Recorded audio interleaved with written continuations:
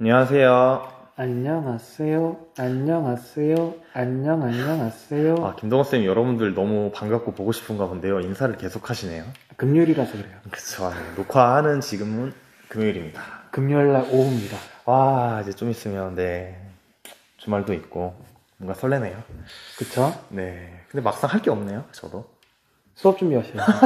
너무 행복한데요. 저도 수업 준비해야 돼요. 그쵸. 선생님들 이렇게 살고 있습니다. 선생님들의 주말을 보내는 방법은 수업 준비. 진짜입니다, 여러분. 농담 아니고, 정말 주말을 수업 준비와 여러분들 생각, 걱정으로 보내고 있습니다. 저는 생각은 안 해요. 수업 준비만 해요, 저는. 역시 최고의 참교사, 홍재욱. 아닙니다. 자, 그러면 이제. 참고로,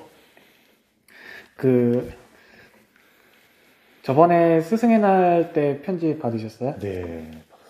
저도 좀 받았는데, 어쨌든 편지 보내준 친구들 잘 읽어봤고요. 예, 고마워요.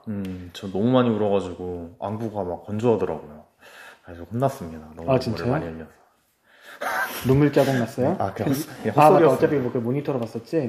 헛소리였습니다. 그리고 또 하나 말씀드릴 게 있는데, 조만간 시험이잖아요, 여러분. 그래서 저번에 고려의 사상과 문화 했을 때, 선생님 1, 2반, 1, 2, 7반 친구들 같은 경우는 선생님이 좀 엄격하게 채점을 했어요. 그래서 오타가 한 글자만 나도 선생님이 이제 돌려주기 해서 반송을 했거든요.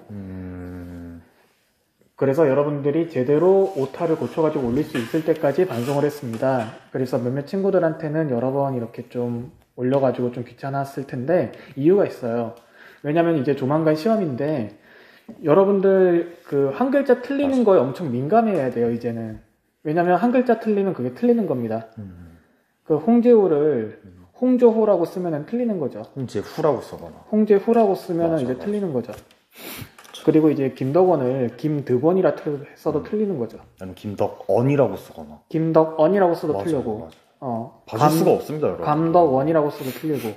그렇기 때문에 일부러 좀 그렇게 한 거거든요. 그래서 여러분들 이제 지금 온라인 수업 때도 마찬가지고, 그 다음에 앞으로 이제 필기할 때나 특히 시험 때는 여러분들 글자를 제대로 썼는지 꼭 검토하고 확인을 해야 됩니다.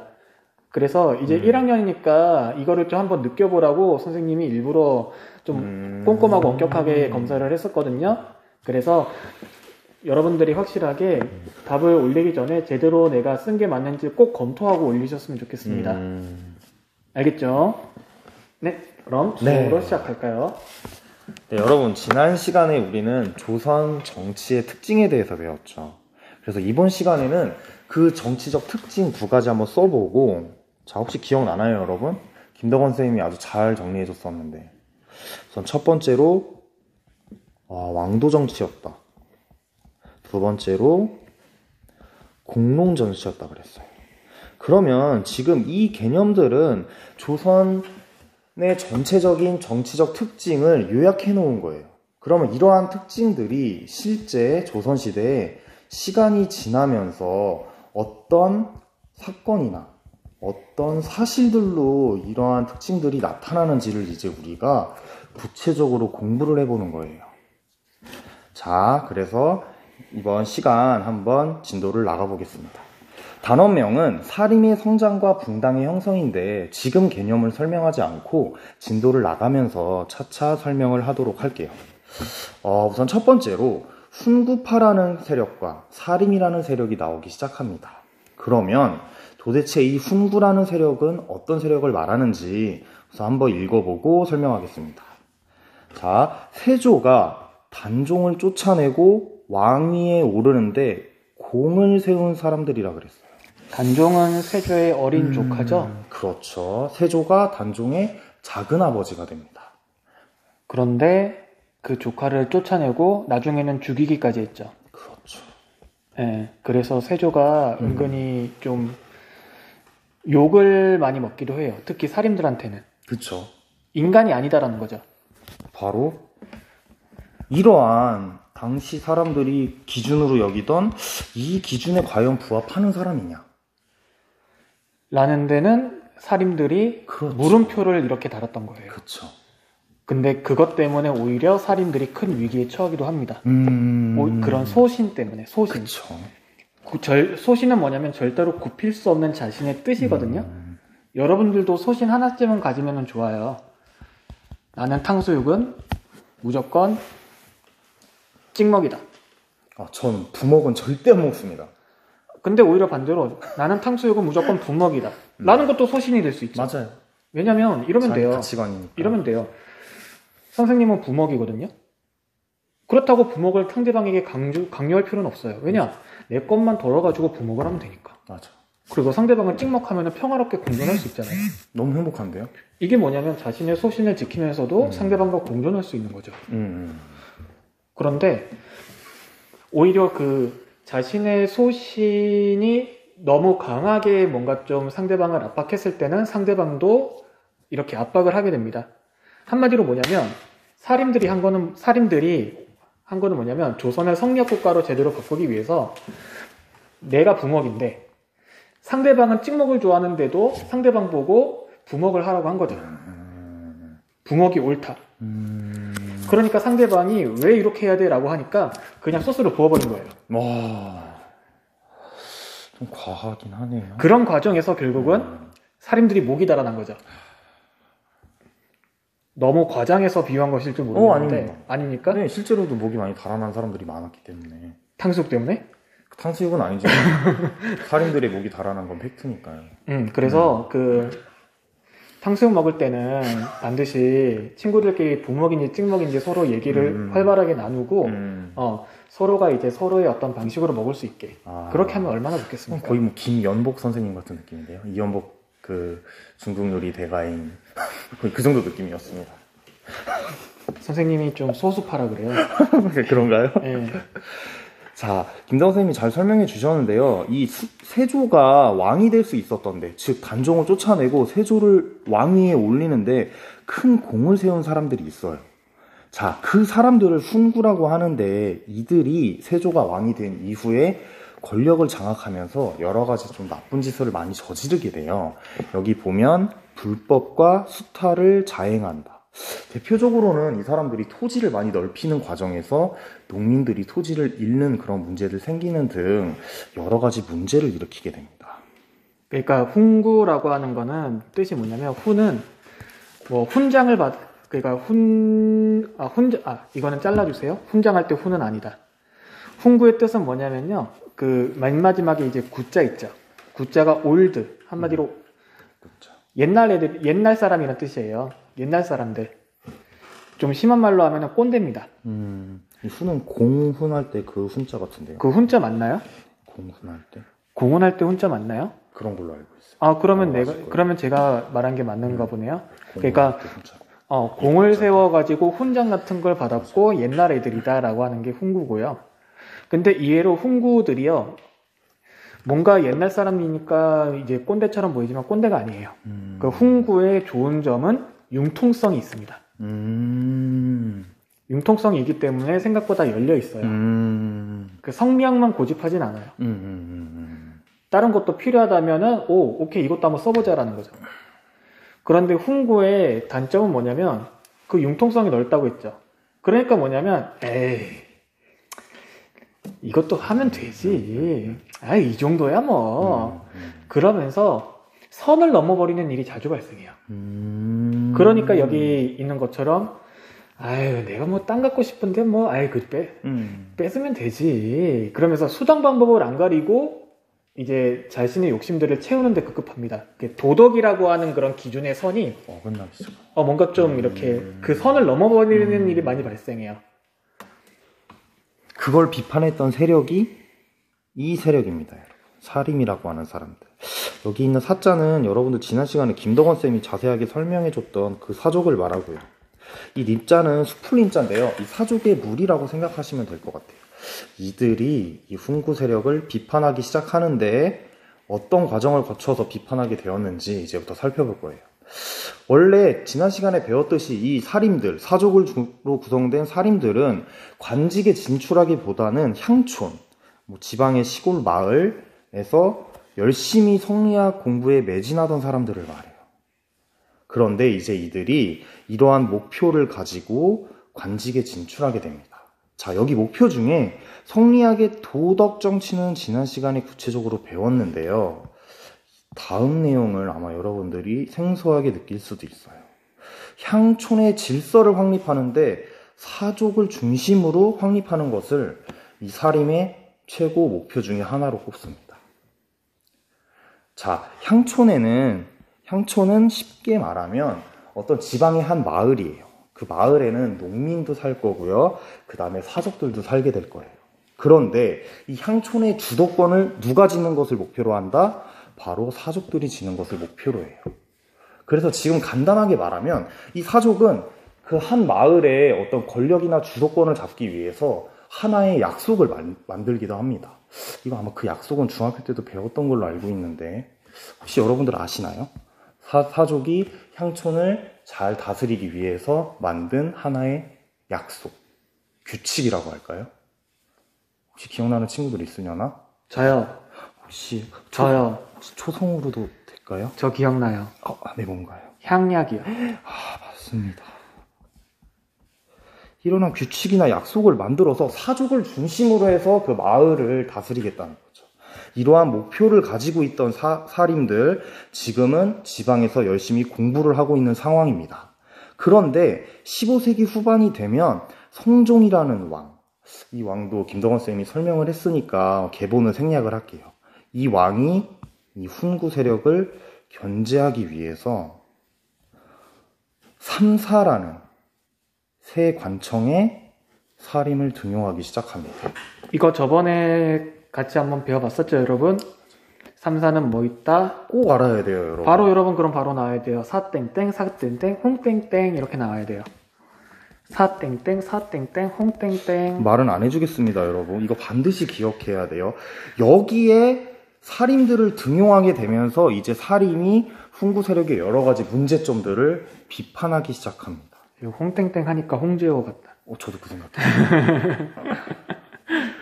자, 여러분, 이 삼사라는 관청, 지난 시간에 김덕원 쌤이 강조했던 공론 정치를 명확히 알 수 있는 관청이에요, 여러분.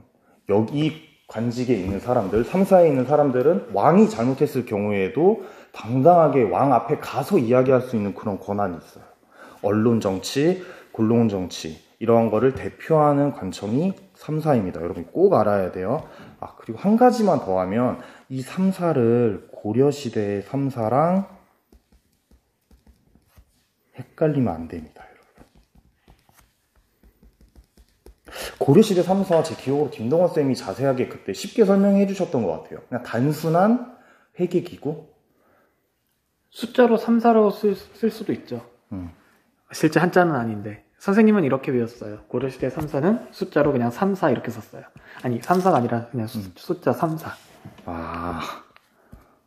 이렇게요? 네, 저는 이렇게 배웠어요. 3, 4 그러면은 이거 숫자 관리하는 거니까 회계, 돈 관리하는 곳이다. 이렇게 배웠거든요. 반드시 여러분들 헷갈리면 안 돼요. 고려시대의 삼사는 단순하게 돈이나 곡식이 얼마나 있는지 이렇게 세는 기구지만 조선시대의 삼사는 전혀 다릅니다. 반드시 헷갈리면 안 돼요. 이제 본격적으로 이제 사림과 훈구가 충돌하는 거 배울 텐데 아까 전에 얘기해 줬었죠. 훈구의 장점은 융통성이 있고 좀 열려 있다. 마음이 좀 열려 있지만 근데 단점은 너무 열려 있어서 선을 넘어버릴 때가 많다. 수단 방법을 가리지 않는다. 자신의 이익을 위해서라는 건데요. 근데 사림은 장점은 뭐냐면 정말 도덕적이에요. 그래서 뭔가 좀 선을 절대로 넘으면 안 되고 뭔가 좋은 정치를 위해서 목숨을 바치려고까지 이렇게 생각을 합니다. 그런데 단점은 뭐냐면 원리 원칙을 너무 강조하다 보니까 융통성이 없어요. 그래서 꽉 막혀 있는 거죠. 뭔지 알 것 같아요. 예. 그러니까 당연히 사림하고 훈구가 궁궐 안에 모여 있으면 사림이 훈구를 주로 공격을 하는 거예요. 얘네들 선 넘었다고. 그러니까 훈구는 뭐냐면 공격을 받죠. 근데 얘네들은 열려있는 대신 수단과 방법을 안 가린다 그랬죠. 그러니까 얘네들은 수단과 방법을 가리지 않고 사림을 치는 거예요. 그러니까 결국 둘이 충돌이 뻥 하고 벌어집니다. 피를 보게 되겠네요. 그렇죠. 네, 그렇게 사림들이 삼사에 진출하면서 훈구 세력을 비판해. 그러면서 결국에 사림과 훈구의 커다란 대립이 발생하게 되는데요. 그와 관련된 사건을 여기 나와 있듯이 사화라고 해요. 한자 뜻을 보면 여기 있는 사자는 사림을 말해요. 사림이 화를 입었다. 사림이 큰 피해를 입었다라는 뜻에서 사화라는 것이 발생하게 됩니다. 총 4번의 사화가 발생하는데요. 그거에 대한 구체적인 내용은 설명하지 않고 여러분들이 수능을 보거나 모의고사를 볼 때 관련 있는 내용 중심으로만 설명을 하도록 할게요. 총 사화는 4번 발생했다. 자, 사림을 적극적으로 등용했던 성종이 죽었어요. 그러면서 연산군이 등장합니다. 자, 사림을 적극적으로 등용을 해서 훈구 세력을 견제하려고 했던 성종이 죽은 이후에는 훈구와 사림의 대립이 매우 심해져요. 그리고 이때 기록에 따르면 이 사림들이 연산군에 대해서도 잔소리를 엄청 많이 했다 그래요. 그래서 연산군도 사림들의 그런 잔소리, 왕은 이렇게 하시면 안 됩니다. 그런 식으로 계속 잔소리를 너무 많이 하니까 이 연산군도 스트레스를 엄청 많이 받았다 그래요.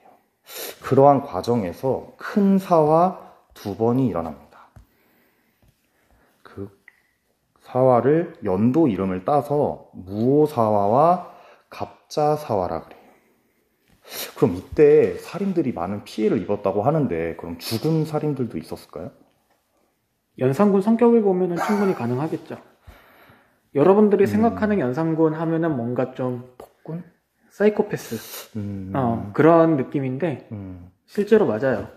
그러니까 뭐냐면 온갖 뭔가 좀 왕으로서 해서는 안 될 일들을 많이 벌였습니다. 맞아요. 네. 기행이 많더라고요. 근데 반대로 말하자면요, 이 사람이 예술적인 감각은 뛰어나고 창의성은 있어요. 근데 그 왕이라고 하는 기억나시죠?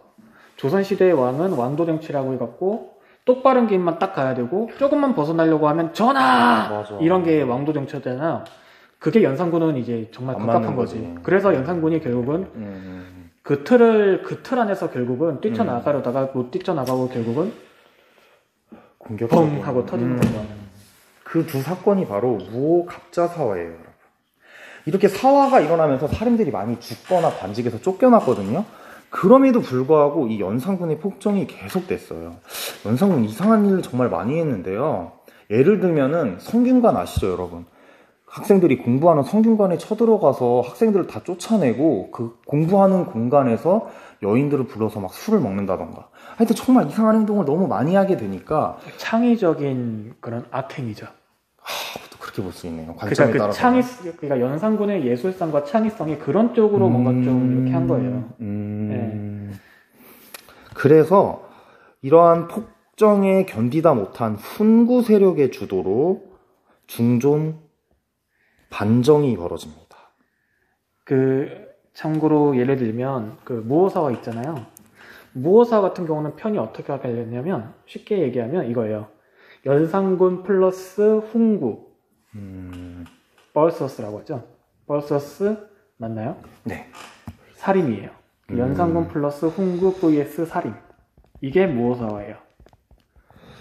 그런데 갑자사화 때는 어쩌냐면 연산군 플러스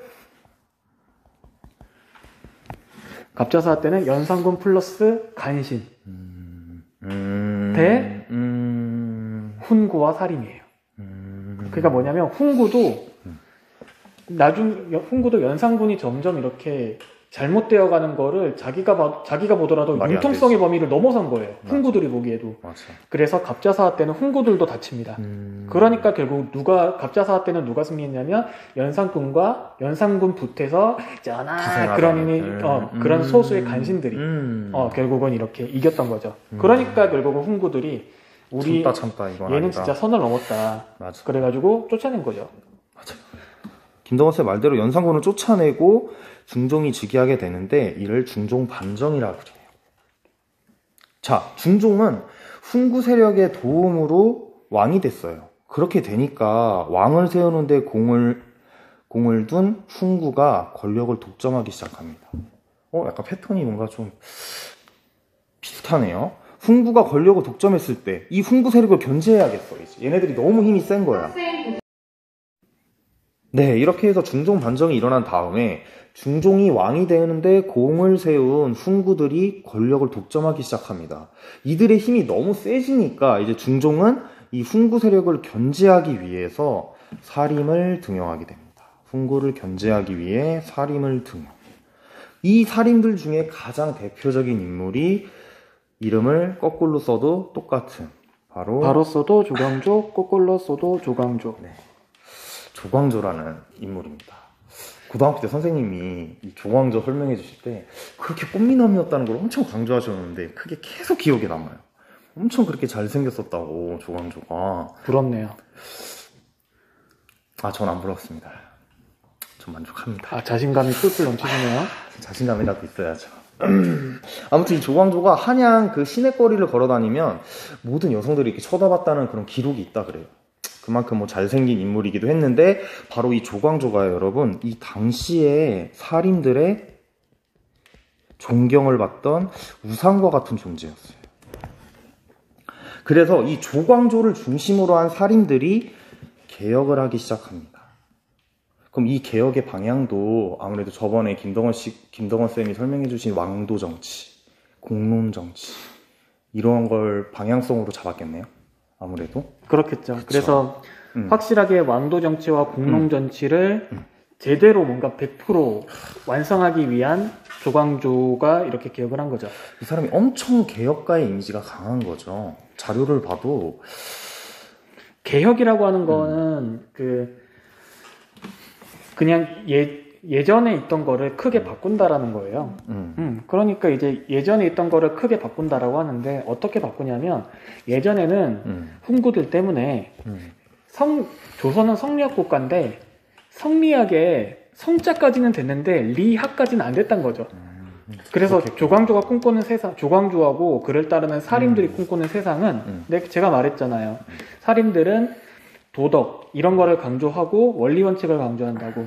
그러니까 조선이 완전히 완벽한 성리학 국가로 만들고 싶은 게 그 사람들의 개혁이었던 거죠. 써주고 여러분들이 이미지를 그리면 좋을 것 같아요. 완벽한 성리학 국가를 만드는 것. 그러면 완벽한 성리학 국가를 만들기 위해서 어떤 개혁을 했는지 볼게요. 그러니까 엄청나게 이제 많이 했는데 그 중에서 이제 중요한 것만 세 가지만 실어놓은 거예요. 자, 우선 여러분 현량과를 실시합니다. 그럼 현량과가 뭐냐?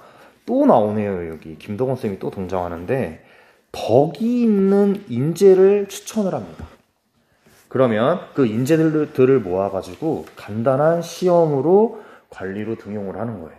여기서 중요한 건 이 덕이 있는 인재들은 살인이 많았을까요? 훈구가 많았을까요? 덕을 가지고 있는 인재.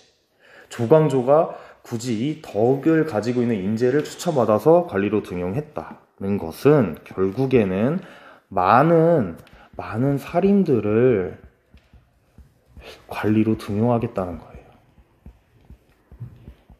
자, 현량과에 숨어있는 의도입니다, 여러분. 꼭 기억해야 돼요. 자, 두 번째, 우리 배웠던 거예요. 향약의 보급을 주장합니다. 아까 설명을 했듯이 향촌의 자치적인 약속이에요. 향촌이 있으면 그 향촌에 사는 사람들이 스스로 약속을 만드는데 누가 주도한 약속이다? 사족이 주도한 약속이에요. 이러한 향약을 전국적으로 보급하려 했습니다.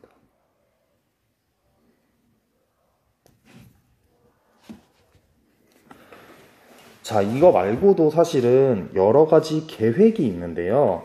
조광조가 하나 둘씩 고쳐 나가다 보면 어떻게 보면 선을 넘을 수도 있는데요. 약간의 무리수를 두는 게 이 세 번째 내용이에요. 자, 중종 반정의 공신, 즉 중종이 왕이 되는데 공을 세운 사람들 대부분이 훈구라 그랬죠. 자, 이 훈구파들 중에 실제로는 공도 안 세웠는데 공신으로 인정을 받으면서 여러 혜택을 누리던 사람들이 있어요.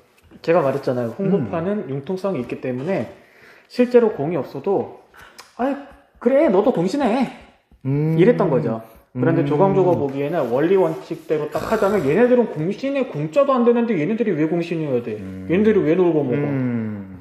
얘네들 때문에 훈구파 세력이 커진 거 아니야? 그치, 맞죠. 그러니까 실제로 그 중정만정에 참여했던 거를 엄격하게 적용을 한다면 실제로 탈락할 애들이 많은데 그치. 왜 맞지. 이렇게 하지? 이거는 훈구파 세력을 너무 크게 키우기 위한 거야. 엄격하게 적용해서 자를 애들은 다 잘라야 돼. 라고 이렇게 해서 생각했던 거죠. 실제로 공을 세우지도 않았는데 공이 있는 것처럼 인정을 받아서 특권을 누린 사람들의 명단을 삭제합니다. 거기서 이제 참다 못한 훈구가 들고 일어나는 거죠. 그렇죠.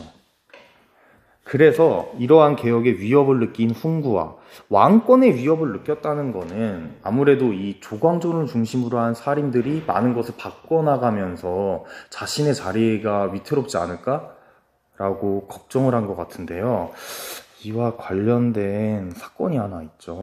이 사람들이 하나의 계략, 모략을 쓰게 됩니다. 제가 말했잖아요. 훈구는 융통성이 있지만 수단 방법을 가리지 않는다. 그게 뭐냐? 그러니까 선을 지키지 않는다. 그러니까 상대방을 제거하기 위해서는 선을 넘어서까지 수단 방법을 가리지 않는 거죠. 근데 정말 대단한 것 같아요. 머리는 정말 기발하게 쓰는 것 같아요. 근데 살인은 무조건 정권법입니다. 원칙, 참사를 통해 가지고 전하! 정해진 절차. 그거예요. 과연 누가 여기서 승리했을지. 자, 훈구 세력이 머리를 하나 쓰게 되는데요. 궁궐에 나뭇잎이 있어요. 이 나뭇잎에다가 꿀 같은 거를 이렇게 글씨처럼 발라서 벌레가 파먹게 만드는데요. 어떤 글씨를 쓰냐면 꿀 맛있겠다.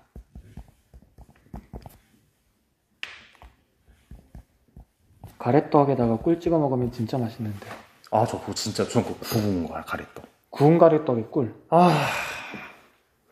자, 여러분 지금 당장 뛰쳐나가서 방앗간으로 갑시다. 떡집으로 갑시다. 수업은 듣고요. 뭐예요? 너무 먹고 싶어서. 자, 여러분 이 글씨를 나뭇잎에 새겨 넣는데요. 이게 주, 초, 위, 왕이에요. 주초라는 것이 왕이 된다는 건데요. 이 주와 초 글자를 합친 게 무엇일까요, 여러분? 이거 아는 학생들은 알 텐데. 이게 바로 이 글자를 합치면 조광조의 성이 됩니다.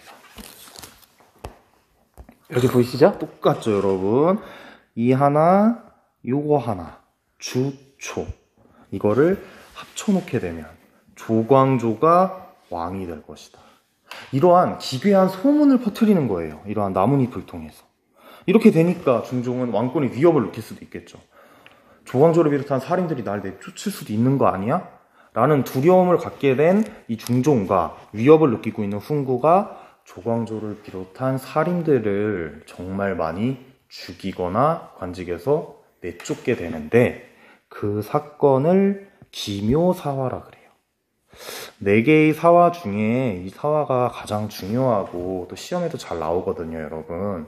그러니까 이 기묘사화는 반드시 기억을 해주는 게 좋을 것 같아요. 기묘사화와 조광조의 개혁은 그 수능에서 이렇게 모의고사를 여러분들이 10번 본다면 한 6, 7번은 나오는 문제와 주제예요. 그래서 생각보다 잘 나오니까 다른 사화는 그냥 정말 가끔 나와요. 그냥 안 나올 수도 있어요. 그래서 여러분들이 사화 4개 중에서 굳이 하나만 공부하고 싶다. 그럼 기묘사화만 공부하세요. 그래도 괜찮아요. 맞아요. 그 정도로 기묘사화는 그때 정치적인 여파가 그때 정치적인 영향이 엄청나게 컸던 사건입니다. 자, 이렇게 해서 지금 살인들이 계속 화를 입고 있어요. 죽는 살인들, 쫓겨나는 살인들이 생기는데 그럼에도 불구하고 한 번 더 큰 사화가 발생합니다. 명종이라는 왕 때 외척 간의 권력 다툼 과정에서 사화가 발생해서 이때 또다시 한번 살인들이 많이 죽거나 관직에서 쫓겨나게 돼요. 살인들이 그냥 휘말린 거죠. 그쵸? 고래 싸움에 새우등 터진다고. 자, 여러분 어때요? 지금 사화가 발생하면서 살인들이 계속 죽거나 관직에서 쫓겨나고 있죠.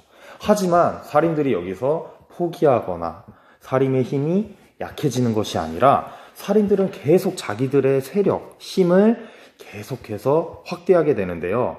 그럴 수 있었던 배경에 대해서 지금 공부해 볼 거예요. 자, 살인들이 계속해서 자기들의 힘을 키울 수 있었던 중요한 두 가지가 있는데요. 바로 첫 번째로는 서원.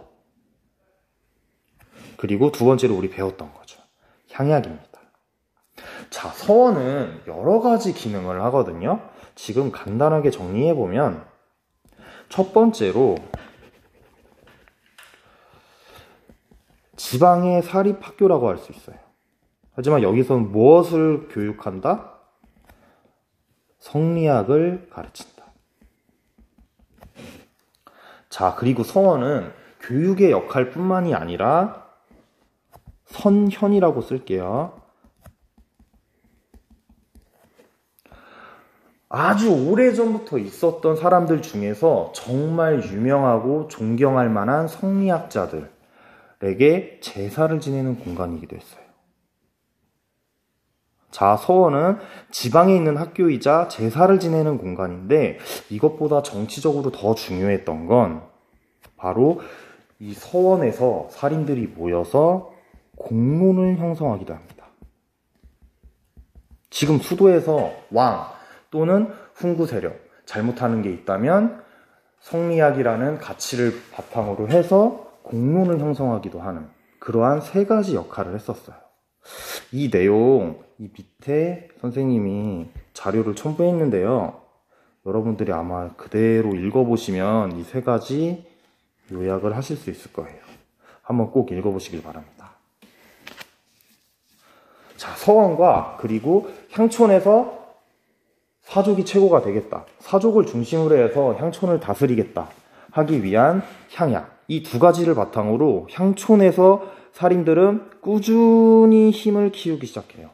그러다가 이 왕 때, 개인적으로는 조선의 왕 중에서 가장 욕을 많이 먹는 왕인 것 같은데, 조선의 이 선조 때, 이때가 되면 중앙 정치계에서 훈구보다도 살인들이 더 많이 진출하게 되는 그러한 시기가 오게 됩니다. 간단하게 생각하면 왜 사림이 계속 졌는데 최종 승리자가 왜 하필 살인이 되느냐. 그럴 수 있겠다. 이유가 있어요. 아까 서원과 향약이라고 했었죠. 훈구 같은 경우는 세조가 왕이 될 때 공을 세운 애들이니까 소수예요. 소수 권력자들입니다. 그러다 보니까 얘네들이 권력은 크지만 소수다 보니까 얘네들이 뭐 후계자를 양성하거나 그런 것도 없어요. 그러니까 얘네들은 후계자들이 없으니까 시간이 지나면 지날수록 자연스럽게 죽어요. 그러니까 계속 사림한테 이기더라도 시간이 지나면 훈구는 자연스럽게 죽어가지고 사라질 수밖에 없는 거죠. 남아있더라도 수가 많을 수가 없겠네요. 그렇죠. 그리고 살인 같은 경우는 아무리 계속 피해를 당하고 많이 죽는다고 하더라도 서원을 통해 가지고 계속 제자들을 배출해내요. 그러니까 누군가가 죽더라도 한 5년, 10년 지나 있으면 제자들이 다시 서울 올라와서 싸워요. 또 사활을 당해가지고 또 없어지면은 또 5년, 10년 뒤에 또 올라와서 싸워요. 그러니까 결국은 숫자에서 밀리는 거예요. 그 관리들의 숫자에서도 밀리게 되는 거고요. 그리고 훈구들은 서울에서 주로 살거든요. 그렇죠. 서울에서 살고 지방에 땅은 많아요. 하지만 서울에서 살고 있기 때문에 지방을 모르죠. 지방에 땅만 있지. 하지만 살인들은 지방에서 살던 사족들이 서울에 올라와서 된 거거든요. 그러니까 다 고향들이 있어요. 그리고 얘네들이 기본적으로는 지방에서 공부하던 애들이니까 향약이라고 하는 걸 만들어서 농민들을 꽉 잡아버려요. 그러니까 결국 뭐냐면 훈구들이 서울에 짱 박혀 있을 때 그 사이에 살인들이 지방을 싹 다 장악해버리는 겁니다. 그러니까 결국 왕한테 올라오는 상소들이 다 살인들이 쓴 상소문이 되는 거예요. 그러니까 결국 살인이 결국 최종 승리자가 될 수밖에 없는 거죠.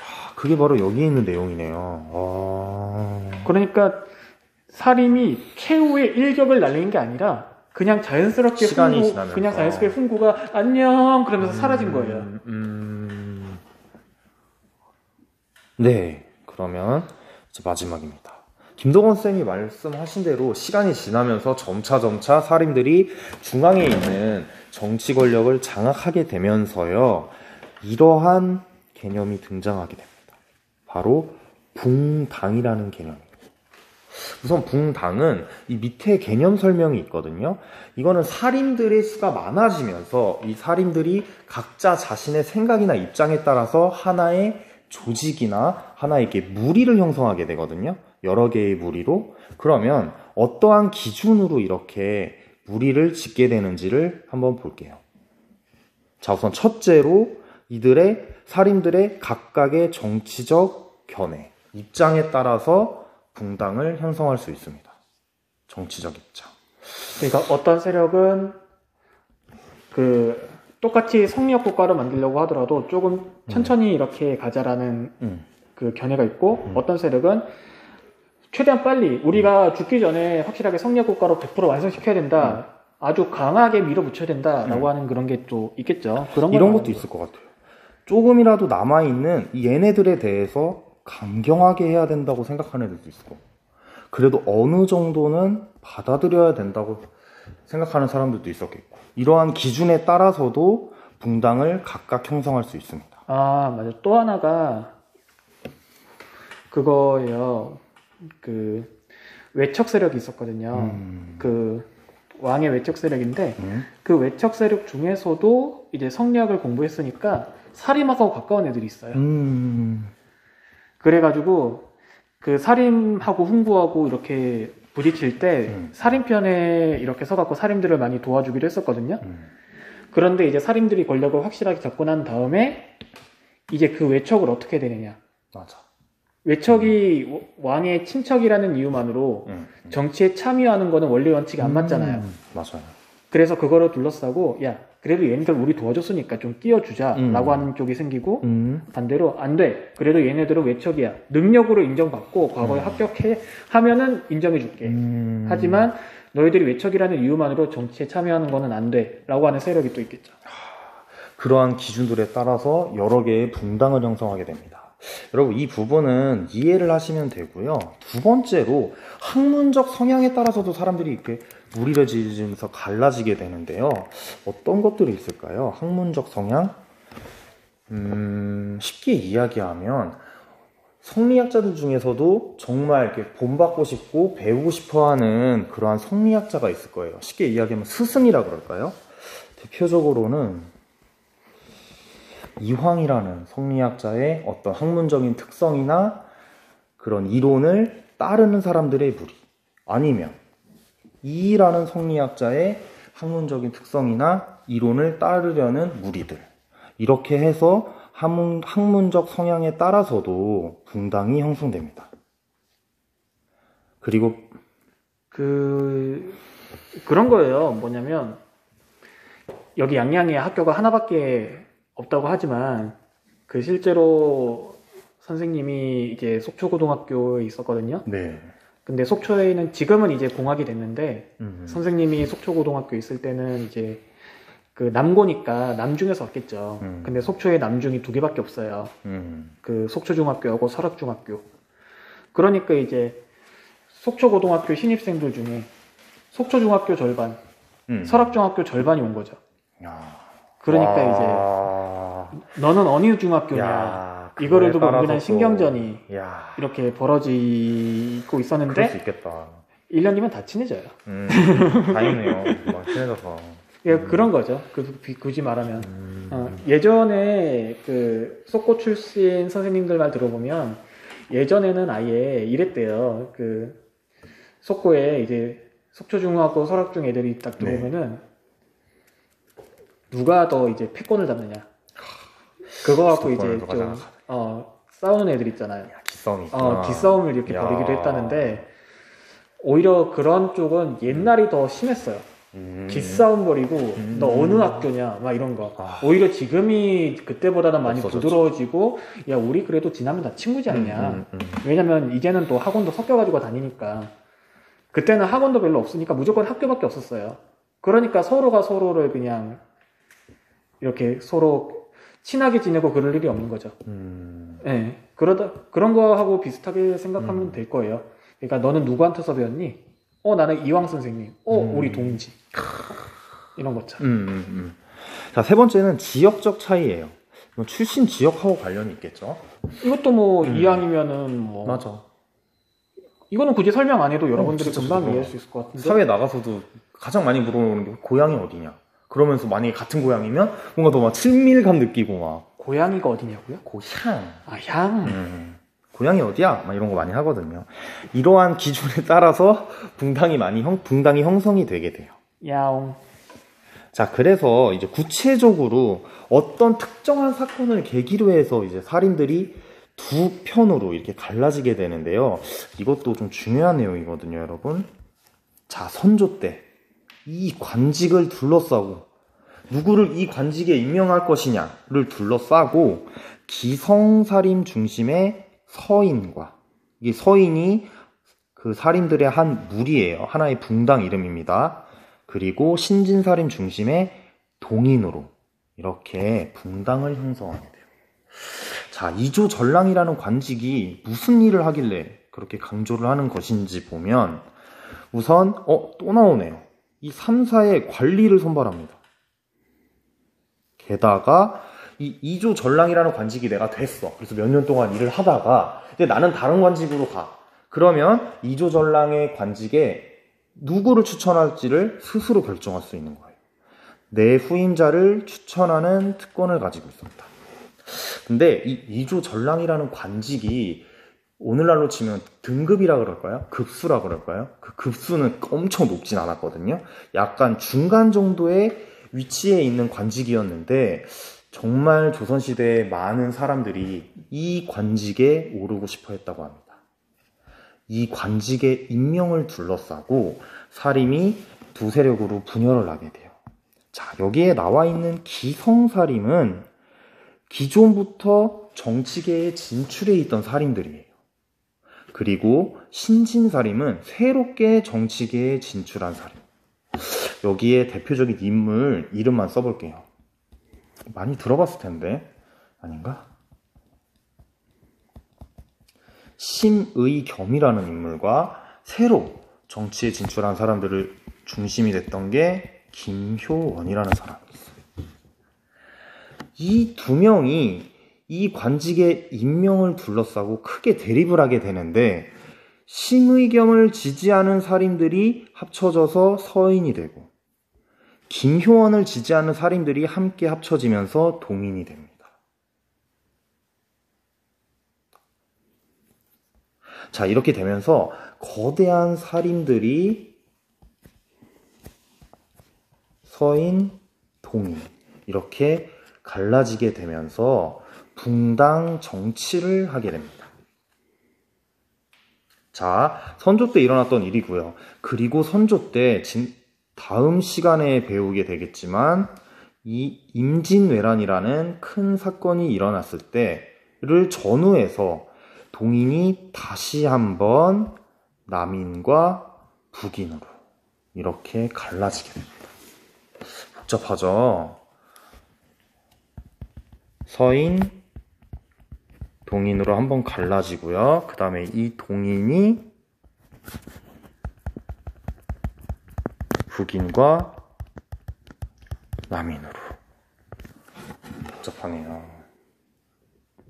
네, 근데 여기서 여러분들 중요한 거는 이렇게 서로 무리를 지어서 붕당을 형성했다고 해서 서로를 헐뜯거나 서로의 존재를 무시하는 게 아니에요. 상호 토론과 비판이라 그랬는데 이거는 서로 간의 존중과 공존한다는 그러한 기본 마음을 가지고서 함께 토론도 하고 비판을 하면서 조선의 정치가 완성되는데 그 정치가 여러분 지난 시간에 배웠던 이 공론 정치. 자, 서로 붕당을 형성하고 각 붕당이 토론도 하고 비판을 하면서 이루어진 정치. 그 정치를 공론 정치. 네, 이제 이번 시간의 마지막 활동입니다. 바로 탐구학습을 해볼 건데요. 이번 탐구학습은 인터넷 백과사전이에요. 오키 백과, 나무 오키, 이런 것처럼 직접 유저들이 백과사전을 만들어가는 형식의 그러한 인터넷 백과사전과 관련된 내용입니다. 주제는 대간이라는 그러한 관직에 있었던 사람들을 주제로 해서 직접 사람들이 이 백과사전을 완성해 보는 거예요. 자, 왼편에는 이 대간과 관련된 설명이 있고요. 그 다음에 오른편에는 대간이라는 것은 이러한 역할을 해야 돼. 그리고 대간은 이러한 것을 하면 안 돼. 라고 생각하는 세 인물이 나옵니다. 이성원이라는 인물, 그리고 우리가 배웠던 조광조, 그리고 중종이 나옵니다. 자, 우선 대간에 대해서 간단하게 설명을 하면요. 대간은 대관이라는 관직, 그리고 간관이라는 간직을 합쳐서 부르는 거예요. 대체적으로 이 대관에 있던 사람들은 사헌부 관리들로 이루어져 있고요. 간관은 사관원에 있던 관리들로 이루어져 있어요. 자, 그래서 여기서 선생님이 좀 추가로 설명해 줄 부분을 보면 이 대간은 엄청난 권리를 누리기도 했거든요. 바로 재직하는 중에는 함부로 체포되지 않는다. 그리고 왕과 직접 대면해. 왕을 직접 만나서 하고 싶은 말을 할 수 있는 거지. 이런 거 하지 마세요. 이런 거 조심하셔야 됩니다. 이렇게. 자, 대간의 나머지 내용은 프린트에 지금 이 활동지 안에서도 구체적으로 설명이 되어 있거든요. 그래서 우리가 지금 활동 1을 수행하려면 이 토론 내용을 읽어보고 각각 인물이 생각하는 대간이란 무엇인가, 대간은 이러한 일을 해야 된다 라는 것을 캐치해서 쓰는 건데요.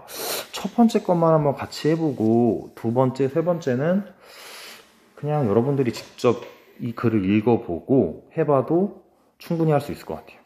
자, 첫 번째, 이성원이라는 사람이 생각하는 대간이란 무엇인가, 대간은 어떤 역할을 해야 되는가 보면은요, 대간이 한번 탄핵을 해. 예를 들어서 어떤 관리가 잘못을 했으면 쫓아내버리는 거지. 그러면 손쉽게 관리가 내쳐진다는 거야. 그만큼 지금 대간의 힘이 매우 셌는데 이게 옳은 거냐라고 반문을 하고 있죠. 이렇게 묻는다는 거는 대간의 권력과 역할이 지나치게 크다, 과하다 이렇게 생각을 하니까 이렇게 묻는 거겠죠? 그렇죠. 이렇게 생각을 하셔야 돼요. 그러니까 글을 읽으면 아, 이 사람이 왜 이렇게 생각을 했을까? 아, 이게 옳지 않다고 생각했기 때문에 이게 옳은 일입니까? 라고 물었겠구나 라고 생각을 하셔야 되는 거죠. 그러면 이성원이라고 하는 신하는 대간의 역할이 지금 그 대간이 오히려 신하들의 잘못을 지적하고 그러는 게 너무 심하다라고 생각을 하는 거죠. 그렇죠. 네, 지금 김동원 쌤이 말씀하신 그 내용을 여기에 적으시면 되는데요. 두 번째, 세 번째도 사실 글에 답이 다 나와 있어서 첫 번째 것만 김동원 쌤이 친절하게 예시로 설명을 해주셨고요. 두 번째, 세 번째는 여러분들이 직접 해보시면 될 것 같아요. 아, 그리고 이 단어 하나만, 초야라는 단어를 좀 처음 볼 수도 있는데요. 이거 약간 제야라는 말하고도 비슷하거든요. 초야? 뭐 그렇죠. 조광조는 이제 첫째 줄에서 이렇게 얘기하고 있죠. 대간이 정치를 문란하게 만든다는 것은 틀린 말입니다. 그러니까 대간이 정치를 어지럽게 만든다고요? 아니에요. 그 말 틀렸어요. 전혀 아니라는 것 같은데요, 뭔가. 재상이 공론을 얘기하지 않기 때문에, 그래서 재상들이 똑바로 일을 안 하니까 대간들이 이렇게 올바른 공론을 얘기하잖아요. 근데 만약에 대간조차도 이렇게 얘기를 안 하면 도대체 누가 이런 정치를 바로잡겠어요? 그리고 마지막으로 중종은 정치는 마땅히 대신들이 돌봐야 하고 대간은 그 부족함을 보완하는 역할을 해야 한다 그러면서 정치는 대신들이 하고 정치는 대신들이 하고 대간은 대신들을 도와주는 거다 이렇게 얘기하고 있는 거죠. 근데 중종도 두 번째 줄에 딱 얘기하네요. 속마음은 아, 최근에 대간들이 너무 과하게 나대고 있는 것 같은데 거슬려. 이게 너무 지나치면은 오히려 좀 나쁜 것 같아. 이렇게 얘기하고 있는 거죠. 아, 세 명의 인물의 그 입장이 조금씩 다르면서도 뭔가 네, 느껴지는 바가 있네요. 각각의 인물들의. 그러니까 이거는 뭐냐면요. 바로 조광조가 살인 중심의 개혁을 밀어붙이고 있을 때 당연히 대간도 엄청나게 강하게 훈구들을 비판하면서 밀어붙이고 중종에게도 전하 이러시면 안 되지 않습니까? 그러면서 이렇게 중종도 강하게 밀어붙이고 있었다는 거죠. 이런 대간의 모습에 이성원은 이렇게 평가했고 조광조는 저렇게 평가했고 중종은 또 저렇게 평가했다라고 여기다가 열자만 넘기시면 돼요. 간단하네요. 선생님은 여기에 대해서 꼼꼼하게는 안 보겠습니다. 여러분들이 이렇게 의견이 달랐다는 걸 이해하는 게 중요하니까요. 다만 이 조건만 꼭 지켜주세요. 제발 40자는 넘지 마세요. 제발 40자 넘기지 마세요. 저는 그것보다 10자는 넘겨줬으면 좋겠어요, 좀. 10자요? 네, 막 3, 4글자 쓰는 친구들이 있을까봐. 10자 생각보다 쉬워요. 여러분, 오늘 대단히 감사. 10자잖아요. 네, 부디. 10자 이상 여러분, 40자 넘기지 마시고요. 지금 한 말만 해도 20자 넘어요. 자, 그럼 여러분, 오늘 수업 여기까지 할게요. 모두 고생했습니다. 안녕.